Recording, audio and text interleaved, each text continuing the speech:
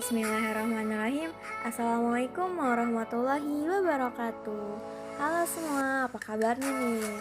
Oke, kembali lagi sama aku yang tidak lain dan tidak bukan Nabila Oktaviani. Aku mahasiswi Institut Taskia angkatan 19 dan kelas MBSE.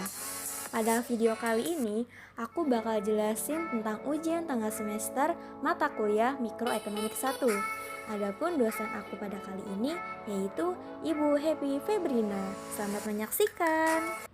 Sebelum kita ke pembahasan, aku mau minta maaf nih kalau gambarnya nanti pakai bahasa Inggris, tapi aku ngejelasin pakai bahasa Indonesia karena biar gampang dipahami aja gitu dan minta pengertiannya juga ya.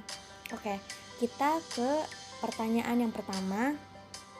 Di nomor 1 ini soalnya, misalkan kurva permintaan untuk suatu produk diberikan oleh Q quantity sama dengan 10 min 2 PS, di mana P-nya itu atau price-nya adalah harga produk dan PS-nya itu harga barang substitusi.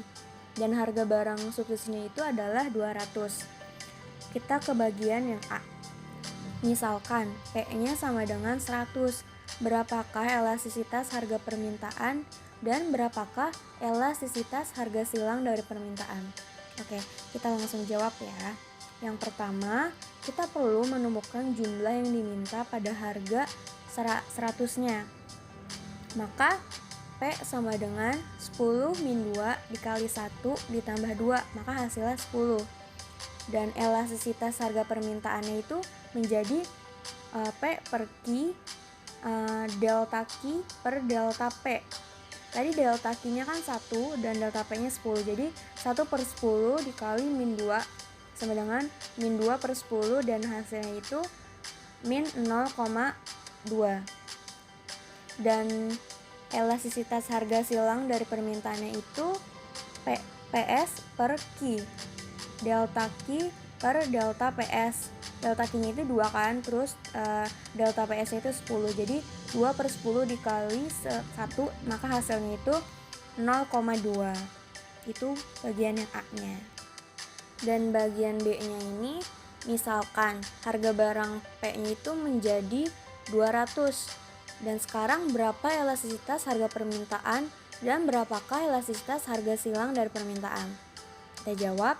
Yang pertama itu kita perlu menemukan jumlah yang diminta pada harga 200.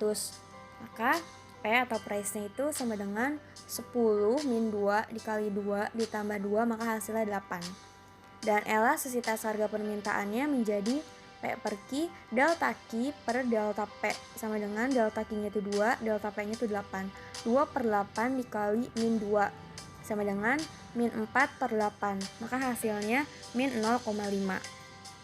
Dan elastisitas harga silang dari permintaannya itu sama dengan PS per Q delta Q per delta PS sama dengan 2 per 8 dikali 1 dan hasilnya itu menjadi 0,25.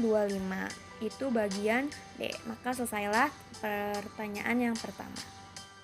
Kita lanjut ke pertanyaan yang kedua ya.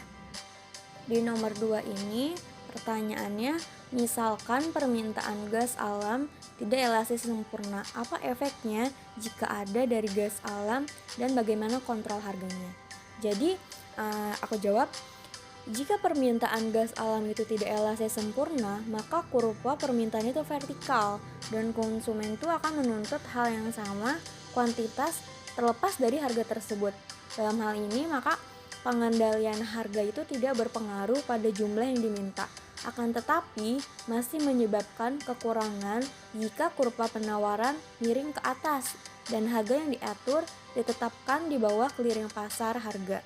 Karena pemasok itu akan memproduksi gas alam lebih sedikit daripada yang diinginkan yang dibeli oleh konsumen. Itu untuk pertanyaan yang kedua. Kita masuk ke pertanyaan yang terakhir, yaitu soal nomor 3. Di nomor 3 ini terdapat 3 bagian, yaitu bagian A, bagian B, dan bagian C. Dan aku bakal ngejawab per bagian. Soal nomor 3.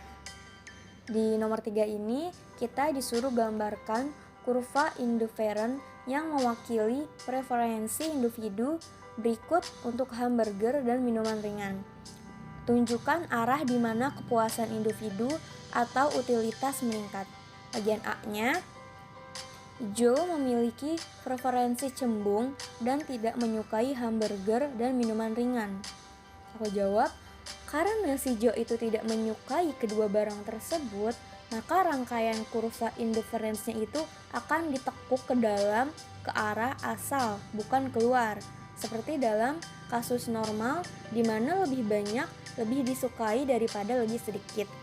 Mengingat si Joe ini tidak menyukai kedua barang tersebut, maka kepuasan itu meningkat ke arah asal. Kecembungan preferensi menyiratkan bahwa kurva indifference-nya itu akan memiliki bentuk normal karena mereka membungkuk ke arah peningkatan kepuasan. Dan kecembungan juga menyiratkan bahwa jika ada dua bundel di mana konsumen acuh tak acuh, maka rata-ratanya dari dua bundel akan berada di set yang disukai. Dan itu tidak akan membuatnya setidaknya kaya. Seperti itu bagian A-nya. Selanjutnya, nomor 3 bagian B. Jen menyukai hamburger dan tidak menyukai minuman ringan. Maka jawabannya, jika dia disajikan minuman ringan, si Jen ini akan menuangkannya ke saluran pembuangan daripada meminumnya. Karena si Jen ini dapat dengan bebas membuang minuman ringan jika diberikan kepadanya. Si Jen akan menganggap sebagai barang netral. Ini berarti dia tidak peduli dengan minuman ringan dengan satu atau lain cara. Dan beda lagi dengan hamburger, yaitu pada sumbu vertikal, maka kurva indifference-nya adalah garis horizontal. Maka kepuasannya itu akan meningkat ke arah atas. Terakhir, soal nomor 3 bagian C. Bob menyukai hamburger dan tidak menyukai minuman ringan. Maka jawabannya, jika si Bob ini disuguhi minuman ringan, dia akan meminumnya dengan sopan karena si Bob ini akan meminum minuman ringan untuk bersikap sopan. Dia tidak dapat dianggap sebagai buruk karena ketika disajikan minuman ringan lainnya, dia akan membutuhkan lebih banyak hamburger pada saat yang sama agar kepuasannya tetap konstan. Lebih banyak meminum minuman ringan tanpa lebih banyak hamburger akan memperburuk utilitasnya. Dan lebih banyak hamburger dan lebih sedikit minuman ringan akan meningkatkan utilitasnya. Itu bagian C nomor 3. Sekian video kali ini, semoga bermanfaat dan mohon maaf apabila terjadi kesalahan kata dan jawaban tidak sesuai. Saya juga manusia yang tidak luput dari kesalahan. Wassalamualaikum warahmatullahi wabarakatuh. Semangat mikro!